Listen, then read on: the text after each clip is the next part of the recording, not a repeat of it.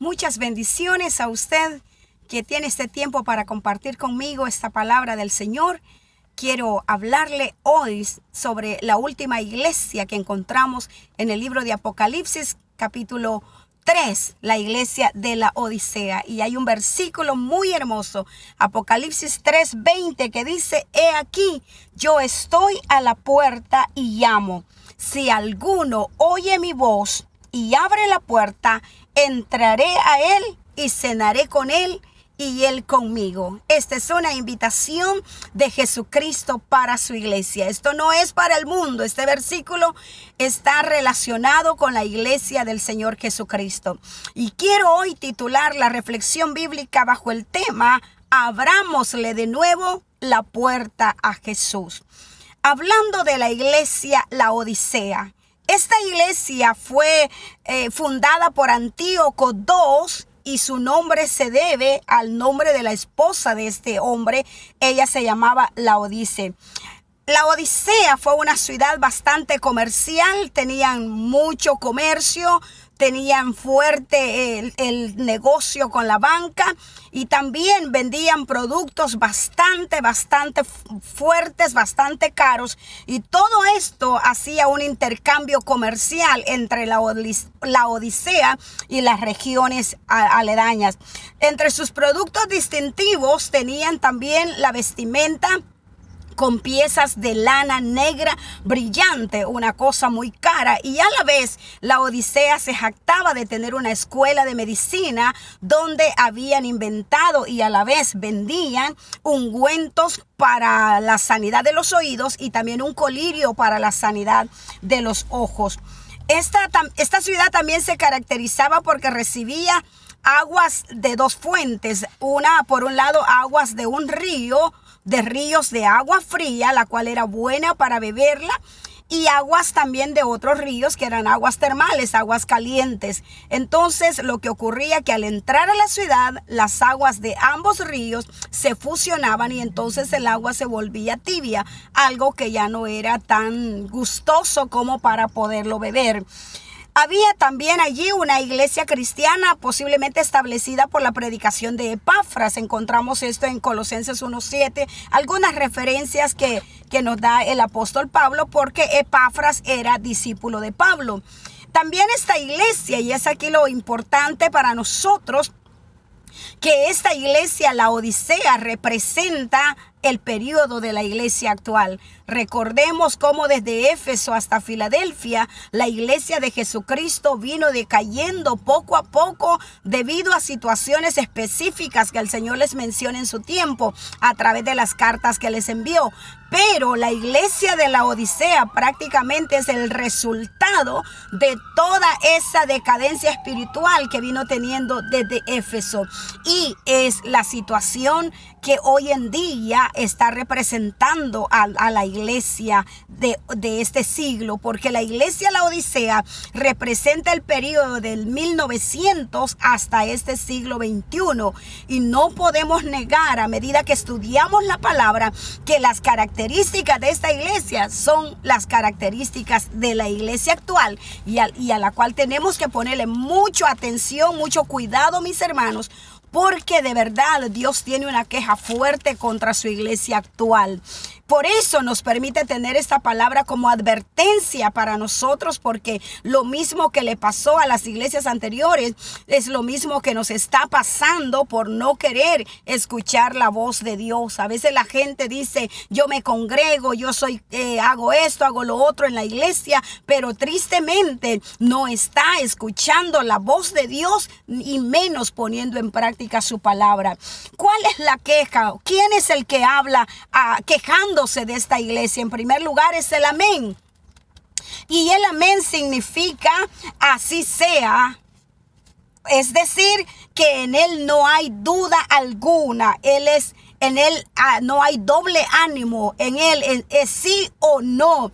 En Él todas las promesas son fieles y verdaderas. Pero también se presenta como el testigo fiel y verdadero porque en la iglesia de la Odisea ya no confiaban plenamente en el Señor, sino que confiaban en su autosuficiencia y en sus riquezas. Verdaderamente esta iglesia se había confiado mucho en lo que tenía, en las posesiones materiales.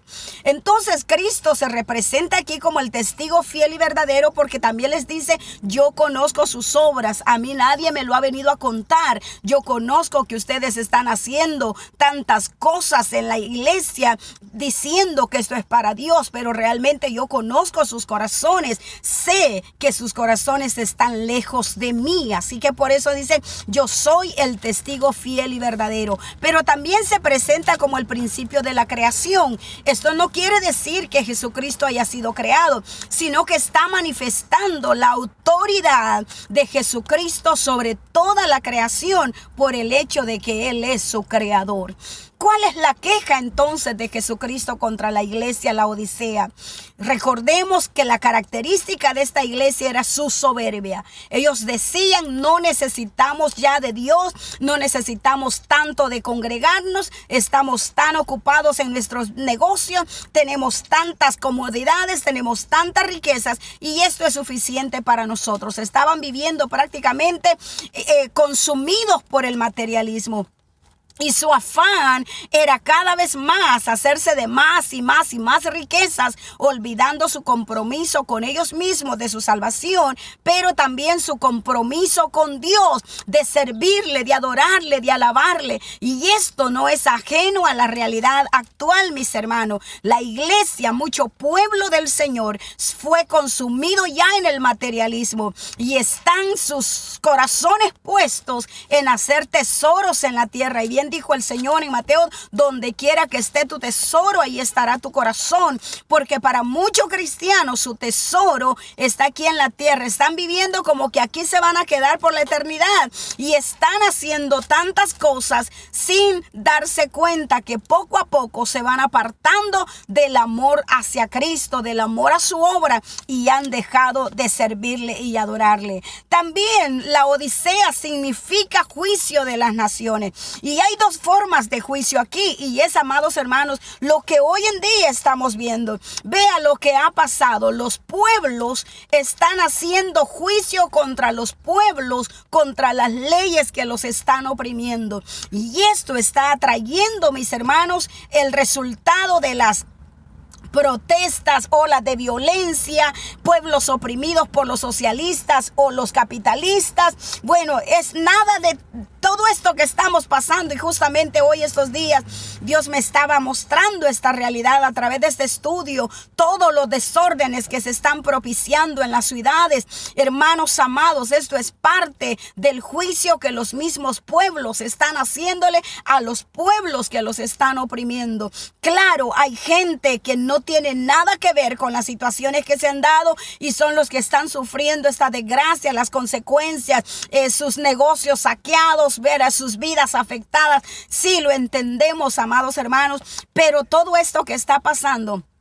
es también un juicio de los pueblos sobre la iglesia, sobre el pueblo o el cristianismo muerto. ¿Por qué? Porque mucho pueblo de Dios ha muerto espiritualmente hablando y ha dejado de ser la luz al mundo, ha dejado de brillar en este mundo de tinieblas, ha dejado de pregonar la palabra del Señor, ha dado mal testimonio. Entonces también sobre la iglesia misma es este juicio, porque el pueblo ya no encuentra respuesta. Si nosotros decimos que Cristo es la respuesta y Cristo está en nosotros, definitivamente quien tiene la respuesta para el mundo es la iglesia. Pero tristemente la iglesia se quedó con la respuesta y no ha cumplido el mandato del Señor.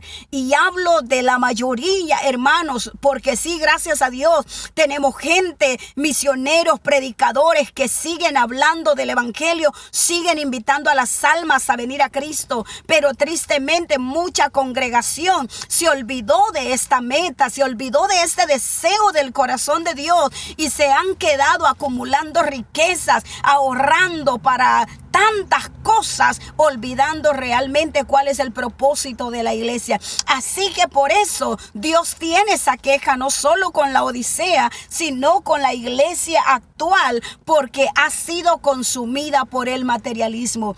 Y quizá usted, al igual que yo, somos testigos de personas que una vez el Señor los bendijo con grandes provisiones, con grandes trabajos, buenos salarios y todo. Fue gente que poco a poco se fue exaltando, se fue jactando y fue de alguna manera diciendo: yo ya no necesito de Dios, porque lo que quería lograr ya lo logré, ya tengo mi sueño. Y algunos dicen mi sueño americano, quizás mi sueño español, mi sueño australiano, mi sueño canadiense. Yo no sé en qué país usted se encuentra, pero déjeme decirle que usted y yo, como hijos de Dios, no estamos en este mundo para cumplir o para alcanzar nuestros sueños en X cultura, en X país donde estemos. Nosotros hemos sido puestos estratégicamente por Dios en cada nación para cumplir el sueño de Dios a través de nuestra vida con relación a la sociedad. Pero muchos se enfocaron en su propio sueño, en su propio sueño personal. Se olvidaron que donde están han sido puestos por la gracia y la misericordia de Dios, mis hermanos. Quizás usted vino a este país o a su país donde ahora está. Quizás está fuera de su nación como yo hoy mismo. Pero gloria a Dios, independientemente de las situaciones o de las maneras como hemos llegado a los países, independientemente sabemos que el Señor Jesús ha mostrado su misericordia y ha permitido que seamos movidos de esta manera, pero lo hizo con propósito, porque confió en nosotros que trasladándonos a un lugar, poniéndonos en un lugar estratégico, le íbamos a dar resultados. Y de hecho nosotros, los hijos de Dios, somos buena semilla y fructificamos. Donde quiera que vamos, damos frutos, si es que estamos en las manos de Cristo, si es que permanecemos conectados a Él. Pero tristemente mucho pueblo se olvidó de eso, y en lugar de aprovechar la oportunidad, el nuevo territorio que Dios le ha concedido, que Dios le ha entregado, son personas que se hundieron en el materialismo, se hundieron en la ambición y la avaricia, y dejaron de un lado a Cristo y el sueño de Dios para con sus vidas y a través de sus vidas. ¿Cómo no va a estar enojado el Señor con su iglesia?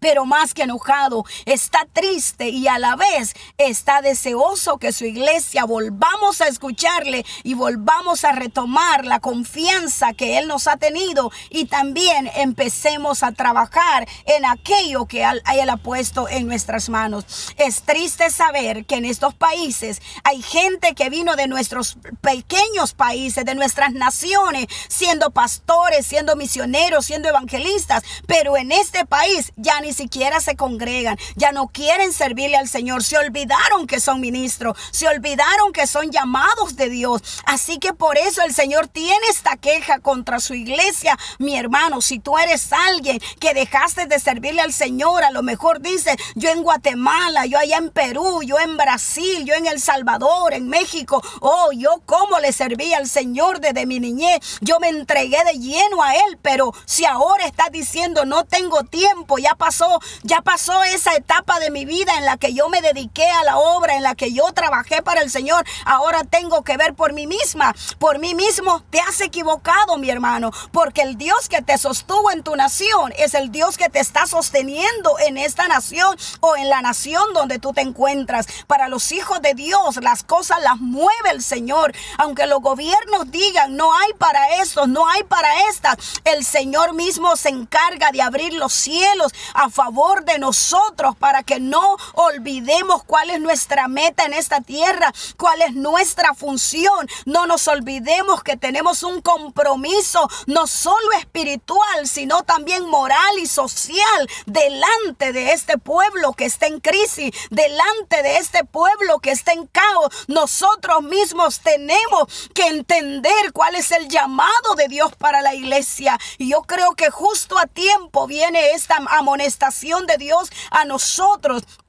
Ahora que en este país, Estados Unidos, estamos viendo esta convulsión de las naciones, de la juventud, porque la mayoría de ellos son jóvenes que están protestando, que están causando disturbios, están haciendo tanto mal a la misma sociedad, y la iglesia se tiene que levantar para pregonar que Cristo es la respuesta, que Cristo es la solución, que Cristo tiene el control de todo y que Él está esperando que su iglesia nos levantemos con ese poder de lo alto para poder manifestarnos también, no contra la gente, no contra los políticos. Recuerde, nuestra guerra no es contra carne ni sangre, sino contra principados, contra potestades de maldad en las regiones celestes. Así que la queja del Señor a esta iglesia es por su soberbia, por su adormecimiento espiritual, su muerte espiritual prácticamente. Le dice: no eres frío, no eres ni frío ni caliente. Y ya te decía por qué Dios hace alusión a esto, porque las aguas que entraban a la Odisea se fusionaban, las aguas frías con las aguas calientes, y se tornaban en aguas tibias que nadie podía beberlas, y esto causaba vómito al estómago, al cuerpo de las personas. Entonces el Señor está haciendo una comparación con esto. Dice, la iglesia está viviendo un cristianismo vomitado, un cristianismo no definido. La gente no se define por Cristo, no saben ni quiénes son ni para dónde van, no hay convicción, y es lo que vemos en mucha gente que se mueve de un lado para otro en cuanto a doctrina, en cuanto a fe. Son personas que no tienen estabilidad, y Santiago 1:7 dice que las personas de doble ánimo son inconstantes en todos sus caminos. Son personas que un tiempo sí quieren seguir a Cristo, otro tiempo no. Viene una moda, la siguen, viene un inconverso y la reciben y la meten dentro de la congregación. Entonces todo esto ha hecho una mezcolanza que la iglesia ni siquiera ha quedado fría, ni siquiera ha quedado caliente. Dios quiere una definición de su pueblo, y diciendo: no eres ni fría ni caliente, sino tibia. Y tibia significa indiferente, negligente y perezosa. En otras palabras, ya no te importa el llamado que te he hecho, ya no te importa la situación caótica de los pueblos, ya no hay sensibilidad en tu corazón. Pero también dice: eres negligente, te he dado talentos, te he dado dones, te he dado ministerio, y has cruzado los brazos, has dejado de ensanchar tu territorio, has dejado de trabajar para mí. Te has quedado en tu comodidad, te has quedado en tu propio sueño, olvidando que te creé, que te hice para la gloria de mi nombre. Te has quedado perezosa, sin querer trabajar, sin querer llevar a cabo la obra que se te ha sido encomendada. Esta iglesia, repito, vivía un cristianismo vomitado, algo que Dios, el Señor mismo, estaba ya detestando, ya era insoportable. El mal olor de aquel cristianismo falso que la iglesia de la estaba viviendo. Y es lo que está pasando, mis hermanos. Vemos a tanta gente en las congregaciones, las vemos aparentemente comprometidas con Dios y con la obra, pero dentro de sus corazones hay otras intenciones, y es buscar reconocimiento, es sentirse parte de, es tener halagos, elogios, es que la gente los reverencie, es que la gente los siga, los alabe por lo que hacen. Y hay gente que se enoja cuando nadie le da gracias por lo que ha hecho. Hay gente que se molesta cuando nadie le dijo: qué bonito te salió esa alabanza, qué bonito te salió esa lectura bíblica, qué bonito lo que hiciste. Hay gente que se enoja y dice: ya no haré nada porque nadie toma en cuenta lo que yo hago. Pero si tú eres sierva, si eres siervo del Señor legítimo, recordarás lo que el apóstol Pablo nos dice en Colosenses capítulo 3, que todo lo que hagamos, sea de palabra o de hecho, lo hagamos como para el Señor, porque de Él vamos a recibir la recompensa. Así que si ahora te estás fajando, te estás dando duro, estás trabajando fuerte para la obra del Señor, es mejor que analices la intención con la cual estás sirviendo, porque Dios pesa los corazones. Y si estás sirviéndole a Él con todo el deseo de que su nombre sea exaltado, exaltado, tenlo por seguro que aunque nadie aparentemente mire lo que haces, Dios sí está tomando en cuenta tu obra. Dios sí tiene la recompensa lista que te dará porque tú le fuiste fiel, porque tú no has rechazado su llamamiento, porque tú te has mantenido en la brecha, en el lugar estratégico donde te ha puesto. Quizá las condiciones hoy mismo no sean buenas para ti, hablando de condiciones físicas, económicas, materiales, pero deja que el Señor en su momento se va a glorificar en tu vida. No dejes de hacer la obra, porque el que te llamó no te va a defraudar, no te va a dejar avergonzado, no te va a dejar jamás solo. Él sabe que solo o sola nadie podemos llevar a cabo la obra que nos ha encomendado en nuestras manos. Pero también el problema de esta iglesia no era en sí la riqueza, sino la manera como vivían en esta prosperidad que habían alcanzado. Y esto ocurre con muchos de nuestros hermanos. Por eso es que el Señor fue claro en decir: el amor al dinero es la causa o la raíz de todos los problemas, porque hay un amor desmedido, incontrolable. La iglesia ya no tiene tiempo para orar, ya no tiene tiempo para leer la palabra, ya no tiene tiempo para congregarse, ya no tiene tiempo para servir, porque está tan ocupado. Tiene proyectos grandes la iglesia, y muchos hermanos y hermanas, es triste que de proyecto en proyecto personal y familiar fueron abandonando el proyecto de Dios para sus vidas, fueron abandonando su salvación, fueron abandonando su comunión con Dios. Entonces lo que pasa es que muchos cristianos, una vez suben, una vez se llenan de riquezas, una vez logran muchos de sus sueños materiales, estas personas poco a poco van también forjando su propia ruina, porque se enaltecen, se alaban a sí mismos, y cuando vienen a sentir, son personas que ya no tienen nada del Señor en sus vidas. Por eso es que el Señor se queja contra esta iglesia, porque ellos se jactaban y decían: tenemos tanto, ¿para qué pues ir a orar y pedirle a Dios? No necesitamos pedirle nada a Él, porque lo tenemos todo. Así hay gente, hermanos amados, que dice: yo no necesito pasarme las horas allá en el altar o aquí en mi rinconcito pidiendo a Dios: dame esto, dame lo otro, porque tengo mis manos buenas y me voy a trabajar y logro lo que quiero. Amados hermanos, qué triste para esas personas, diciendo conocer a Cristo, diciendo vivir para Él, se han alejado y han sacado a Cristo de sus propios corazones y de sus propias familias. ¿Cuál es la advertencia entonces que el Señor le da a la Odisea? Le dice: yo te aconsejo que de mí compres oro refinado, porque sabes que las riquezas que tú tienes es una riqueza pasajera, pero si compras oro refinado de mí, es una riqueza eterna que te sirve tanto en este siglo como en el venidero. Y cuando habla de oro refinado, está hablando de la fe. Por eso es que primera de Pedro 1, 7 y 8 nos dice que nuestra fe tiene que ser probada como el oro fino. Y eso es lo que Dios les está diciendo. Yo te aconsejo, iglesia de la Odisea, que en lugar de que estés diciéndote, jactándote que eres rica, porque ciertamente tú eres pobre, esa riqueza no te va a servir en la eternidad. Esa riqueza que ahora tienes y has acumulado no te va a servir el día que estés frente a mi presencia, el día que te tengas que enfrentar conmigo. Allí no te va a valer ese oro físico, material que ahora tienes. Lo que te va a valer es el oro refinado que compres de mí. Es más, tú ni necesitas pagármelo. Yo te lo voy a dar. Por eso en Isaías dice que compremos sin dinero vino y leche de parte en nuestro Señor Jesucristo. Así que le dice, iglesia, la Odisea: lo que tú necesitas es una fe que te va a traer alabanza, gloria, y que delante del Señor, porque cuando tú seas presentado delante de Dios y encontrado con fe genuina, Dios premiará, te recompensará, Dios te alabará, Dios dirá: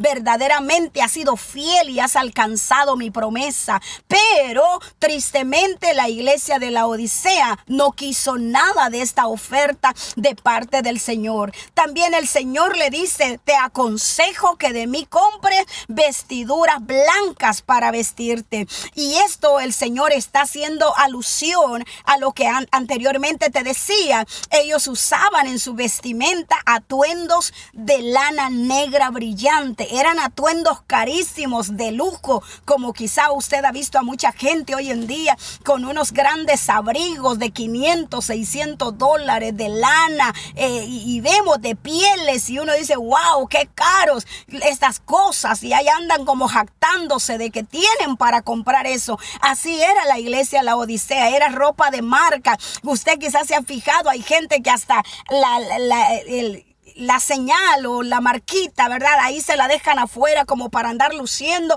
en qué almacén compró esa ropa. O a veces le preguntan, a mí me han preguntado muchos, ¿y usted dónde se compra su ropa? Sé que algunos lo hacen sin intención alguna mala, pero también he conocido de personas para saber qué marca yo uso. Gracias a Dios. Gracias a Dios que la marca que yo uso es la primera que encuentro y la que Dios me permite comprar. Entonces, hermanos, pero esta iglesia se jactaba de eso. Sin embargo, por dentro eran vidas pecaminosas, eran vidas arruinadas. Y por eso el Señor le dice, yo te aconsejo que en lugar de esas piececitas de lana negra brillante, tú compres de mí vestiduras blancas, vestiduras que te van a traer justicia, vestiduras que van a lavar tu alma, tu corazón, vestiduras que van a poner en ti el carácter del Señor. Se refiere a ser revestidos de Cristo. Qué hermoso, hermano. Por eso Primera de Pedro 3 dice que nuestro atavío no sea el externo de peinados ostentosos, sino ni tampoco de ornamentos de oro, de vestidos lujosos, sino en el interno, el del corazón, el incorruptible ornato de un espíritu, dice, afable y apacible, que es de grande estima delante del Señor. ¿De qué sirve, mis hermanos, estar bien vestidos, bien vestidas, si adentro somos una podridumbre? ¿De qué sirve si por dentro somos vidas desagradables al Señor? ¿De qué sirve, mis hermanos? Yo he visto a esa gente muy orgullosa, y bueno, si no quiero juzgar ni criticar a nadie, pero yo te quiero ahora hacer reflexionar. Hay personas que se sienten incluso menos que otras porque dicen, yo no alcanzo para ir a comprar a este almacén. Yo no puedo comprar más que allá en el downtown, en el centro de Los Ángeles, ropa barata. Hermanos amados, si Satanás por ahí te está dañando tu alma, repréndele, dile al Señor que lo reprenda y cúbrete con la sangre de Cristo. ¿Por qué? Porque la verdadera persona, lo verdadero que Dios busca de nosotros es nuestro ser interior. ¿De qué sirve andar tan orgullosas, tan llenas de alhajas, llenas de oro, llenas de tanta cosa? Mucha de esta gente quieren vivir de apariencias y se presentan delante de los demás como que si tienen, como que si pueden. ¿Y sabes qué? Mucha de esta gente está hasta la coronilla con sus tarjetas de crédito, con sus deudas, porque se fueron a enjaranar por una cadenita de oro, por un anillo de oro, por un atuendo, un traje, una cartera de 500, de 300 dólares. ¿Qué importa, mis hermanas? Y hablo esto a nosotras las mujeres porque somos las más tentadas a sentirnos menos cuando estas personas se presentan delante de nosotros de esta manera. A veces de esa manera también Satanás viene en contra nuestra para atacarnos. Pero yo quiero decirte, mis hermanas, que si tú tienes un corazón apacible, un corazón afable delante del Señor, dice que esto es de grande estima delante de Dios. O sea que si tú eres sencilla, humilde, apacible, no estoy hablando de que andes desordenada, no estoy hablando a que no te pongas bonita, que no te arregles para Dios. Por supuesto que sí, mis hermanos y hermanas, porque también hay caballeros que han descuidado del cuidarse para Dios. Pero el Señor está diciéndonos, a mí me interesa la vestimenta interna que hay en tu corazón. ¿Qué voy a encontrar yo el día que venga por ti? El día que venga a ti, a mi iglesia, a mi esposa. ¿Qué voy a encontrar en ti, hermanas amadas?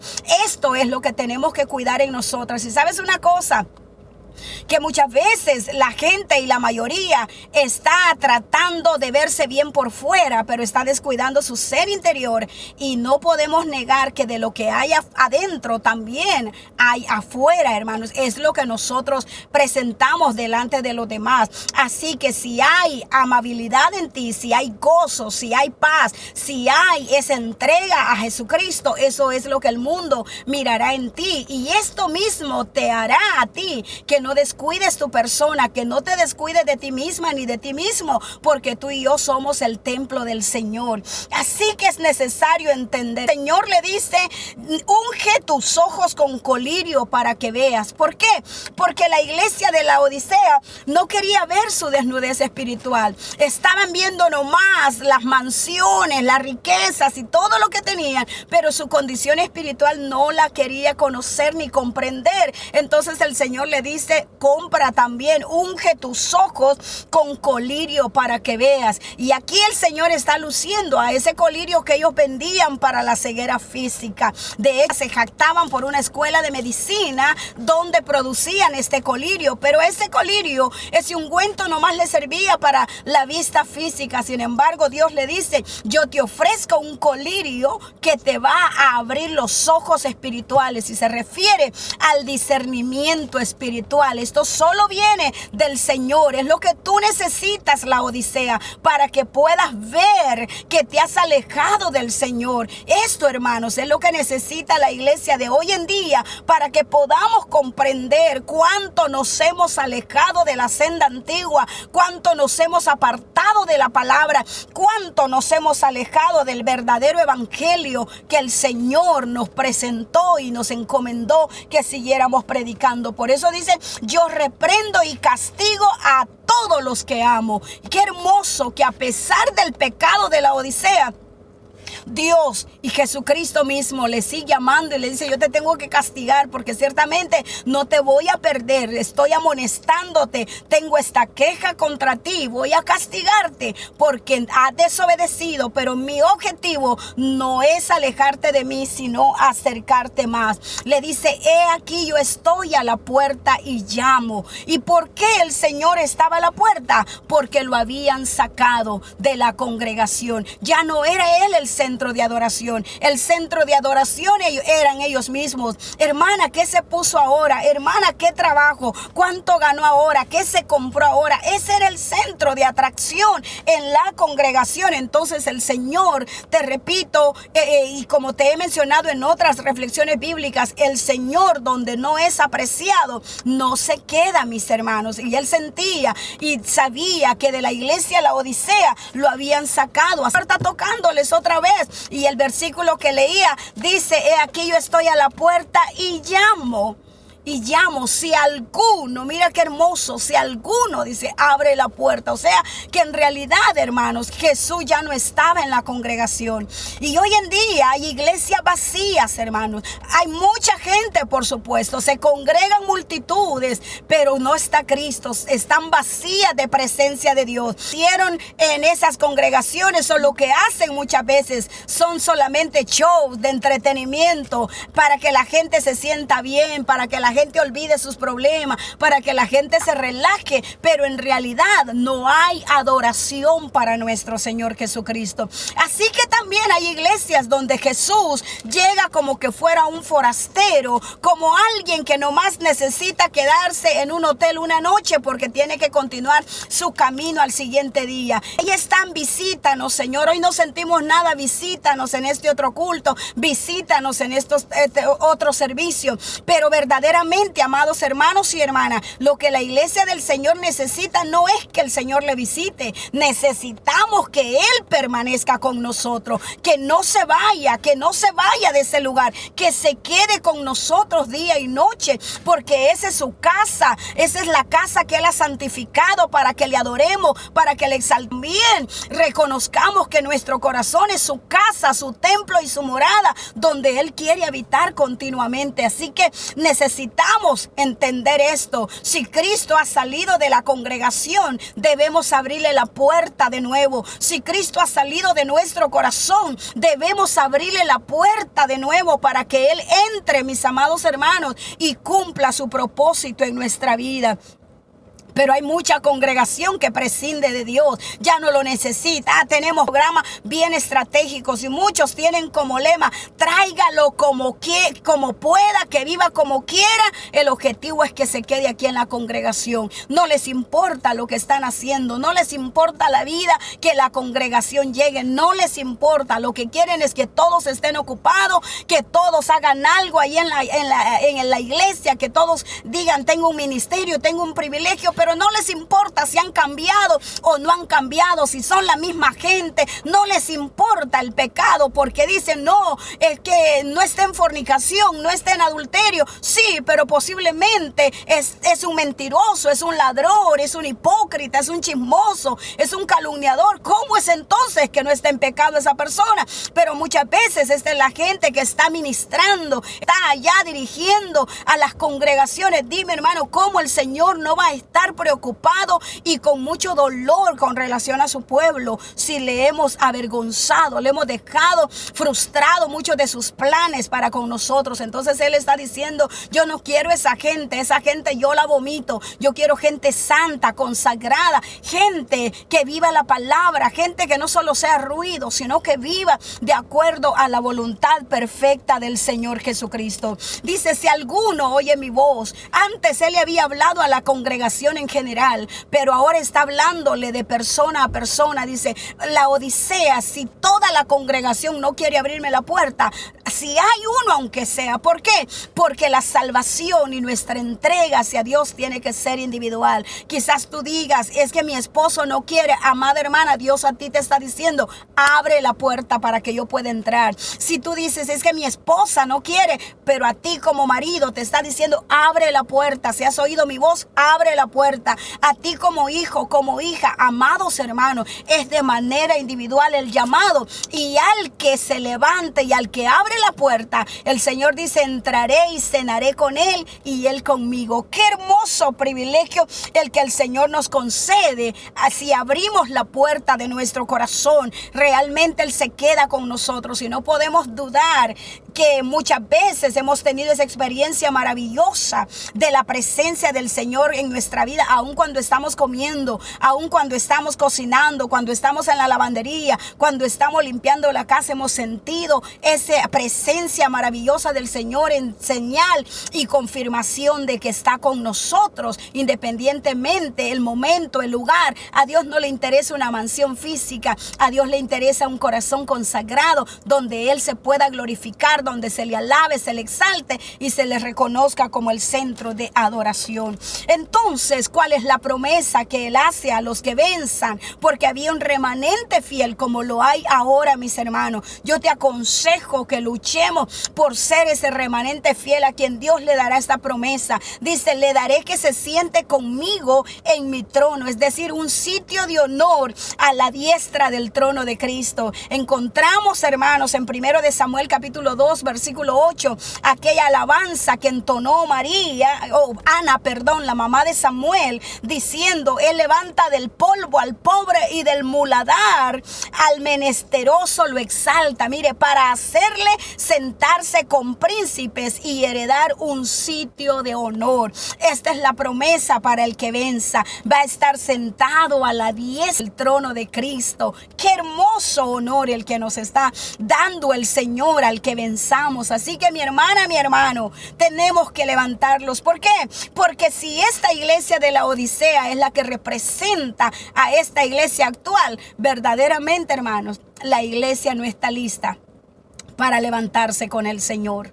Estamos orando, ven, la iglesia y el Espíritu dicen ven, pero el Señor ha encontrado desnuda a su iglesia, desnudo a su pueblo. La iglesia, la novia del Cordero, no está todavía vestida para bodas, así que mejor digámosle al Señor, santifícanos en tu verdad, tu palabra es verdad y ayúdame a permanecer firmes en la fe que es en Cristo Jesús. Quizás, amado hermano, habías sacado a Cristo de tu corazón. Quizás te retiraste, dejaste de servirle. Hoy, este día, el Señor te está tocando y diciéndote, oye mi voz y abre tu puerta porque yo quiero entrar de nuevo. Yo quiero ser el centro de adoración en tu corazón. Y a ti, querido amigo, que has estado alejado de Dios, nunca has querido oír su voz, nunca has querido humillarte delante de Él. Hoy el Señor te está llamando a humillar tu corazón, a reconocer que si Cristo no entra en tu corazón, tú no vas a ser un heredero, un coheredero de la grandeza de Dios. Dios quiere salvarte, Dios quiere ayudarte, Dios quiere levantarte no solo a ti sino a tu familia, pero alguien tiene que tomar la decisión principal y ese eres tú que hoy estás escuchando esta palabra. ¿Quieres tú ser de la iglesia de Jesucristo, de los que se levanten el día que el Señor venga por su pueblo? Hoy abre tu corazón a Jesús y dile conmigo, Señor Jesús, he oído tu voz y reconozco que soy pecador y pecadora. Reconozco que te necesito, te pido perdón por mis pecados, te suplico escribas mi nombre en el libro de la vida porque hoy yo te recibo como mi Señor y mi Salvador personal. Sé tú el centro de adoración y en mi familia te lo suplico en el nombre de Jesús. Querido hermano y hermana, sigamos adelante y dejemos que el Señor se glorifique en nuestros corazones. Te amo en el amor de Cristo, Dios te bendiga.